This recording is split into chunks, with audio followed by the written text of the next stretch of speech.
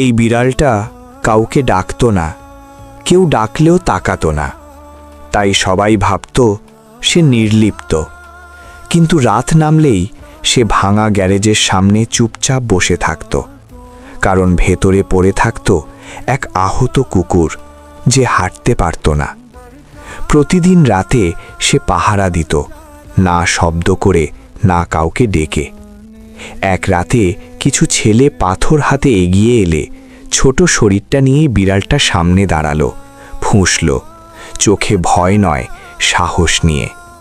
ছেলেগুলো পালিয়ে গেল, আর পাহারা থামল না। সকালে মানুষ দেখল কুকুরটা বেঁচে আছে, আর গ্যারেজের দরজায় ঘুমিয়ে আছে বিড়ালটা। তখন সবাই বুঝল, ভালোবাসা সবসময় চেঁচিয়ে বলে না, কখনো কখনো নীরবতাই সবচেয়ে বড় সাহস।